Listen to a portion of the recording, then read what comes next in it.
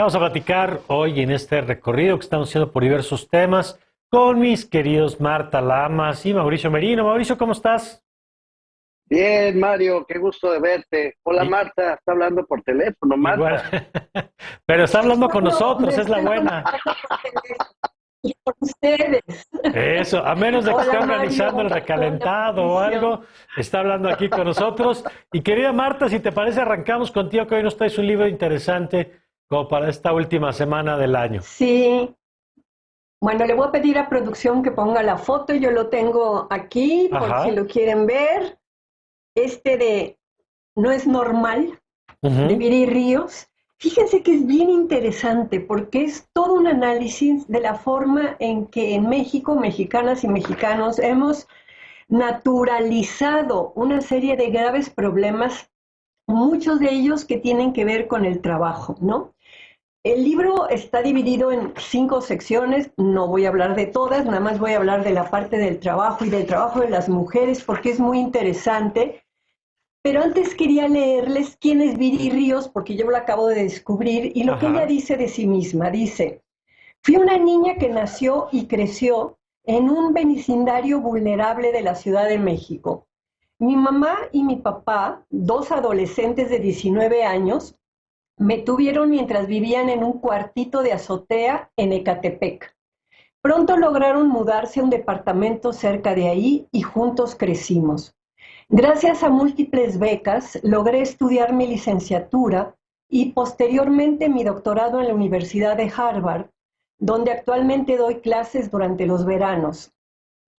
De no haber sido por la excepcionalidad de mis padres, mi buena suerte y mi forma incansable de tratar de mejorarme cada día, de niña, como una niña como yo jamás hubiera logrado llegar ahí. El libro es un libro divertido, es un libro que se antoja leer por la mezcla de temas que tiene, Ajá. pero sobre todo porque va a poner el tema del trabajo de una manera importantísima. Por ejemplo, el capítulo sobre las ninis, ¿no? Las ninis que trabajan nos va a decir que el perfil de las ninis son estas mujeres de veintitantos años que o tuvieron hijos por embarazo adolescente o que no han conseguido trabajo y les toca hacer el trabajo de la casa, o que están casadas y el marido pues tiene un trabajo precario, pero va a ir desmontando el mito de las ninis, Ajá. planteando que las ninis sí trabajan un chorro, lo que pasa es que no tienen un trabajo formal, no ganan dinero, ¿no? Y no hay oportunidades para ellas. Va a introducir un concepto bien interesante que es el de resbaladilla de cristal.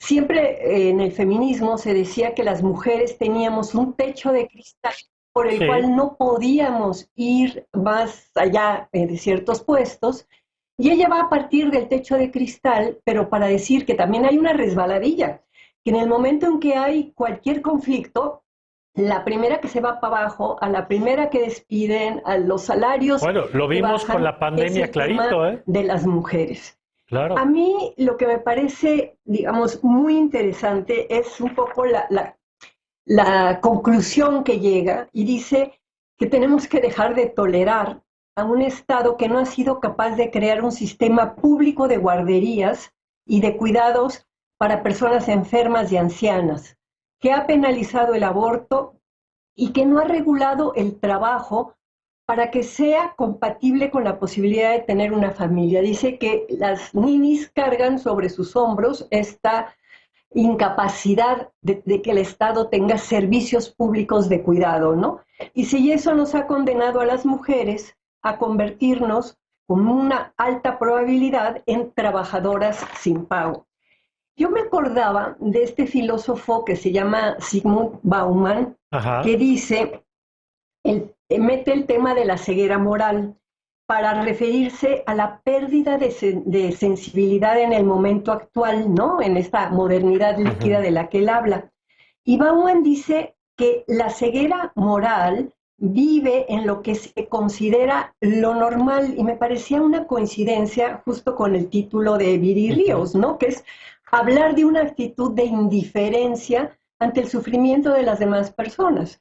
y pone ejemplos espectaculares como el de los bancos, ¿no? Estos bancos extranjeros que han llegado a México y que en sus países, como en España, por ejemplo, no cobran la cantidad de comisiones que cobran acá, es decir, todas estas regulaciones al revés. Su gran argumento, que es el que me parece más importante y con el que quiero cerrar, es que lo que ella ha encontrado después de muchísimas investigaciones que hace es que la principal razón por la que en México no se ha podido darle más a su gente, a pesar de tener el potencial para hacerlo, es que está construido sobre una cantidad de reglas, políticas y regulaciones que benefician a quienes tienen más dinero, a las empresas más grandes y quienes han heredado el poder. Y esto supone que el problema de México no es solo que haya corrupción o que las no se apliquen, sino algo aún más grave y más profundo, que las reglas del juego están mal hechas. Ya. Bueno, a mí me parece un libro muy apasionante, aparte de que tiene partes muy divertidas, ¿no?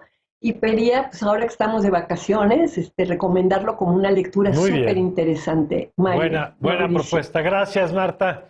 Mauricio, ¿tú qué nos traes? Hablando de desigualdad, por cierto.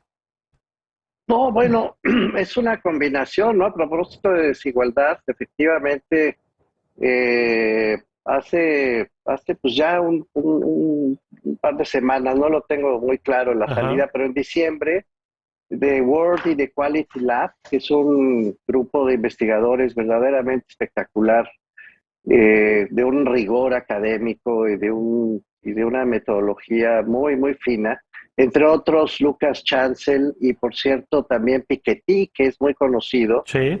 El francés que escribió, ¿te acuerdas?, El capitalismo del siglo XXI. Bueno, publicaron un nuevo reporte sobre la desigualdad en el mundo y solo en refrendo de lo que acaba de decir Marta, pasaron datos como para México en particular, ¿no?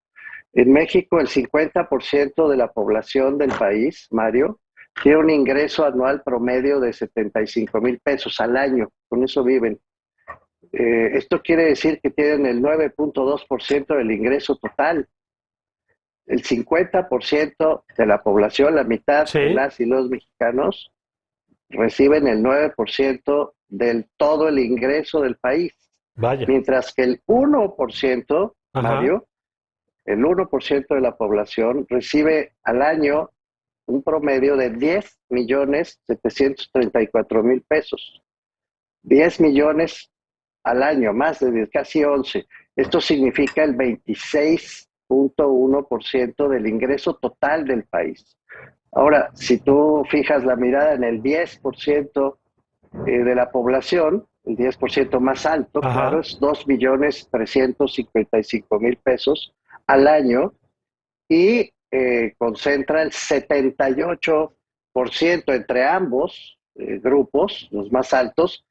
Mario, Marta, 78% de la riqueza total del país, mientras que la mitad de la población tiene 0.20% de la riqueza total del país. Me parece devastador los datos, pero además, déjame, si todavía tengo un rato, mezclarlos con una información que sacó el INEGI en ocasión del Día Internacional contra la Corrupción.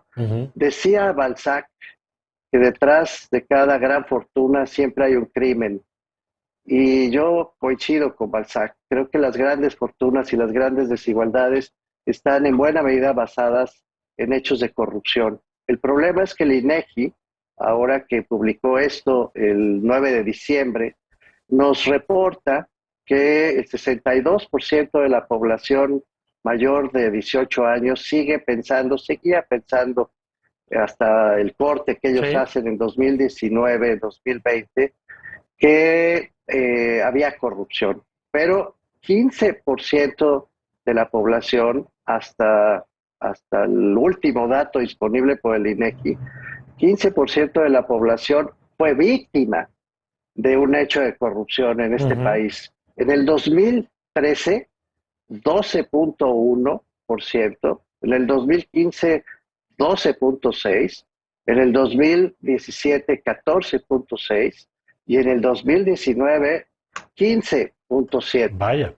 El INEGI nos reporta también que el costo promedio de la corrupción, hay un costo para la sociedad, fue en 2017 de 2.450 pesos en promedio. O sea, pagamos por los hechos de corrupción. En 2019 ya había subido a 3.822 pesos per cápita. Esto quiere decir que la población de México, cito al INEGI, pasó de sus costos de 12.769 millones de pesos, Mario, en 2019, 64% más que en el 2017. Estamos pagando 12.769 millones de pesos entre todas y todos. En temas de corrupción. Como pues mordidas y asuntos de corrupción. Yo creo que sí están vinculados estos dos fenómenos, como lo acaba de decir Marta citando a Viri Ríos. O sea, un país que no cumple las leyes, que no honra los derechos, que no se pone de acuerdo para respetarse mutuamente. Como decía Juárez, el benemérito, el respeto al derecho es la paz. Quien no respeta el derecho produce violencia, y una de las peores violencias es la desigualdad. Vamos poniendo las cosas en su orden, Mario.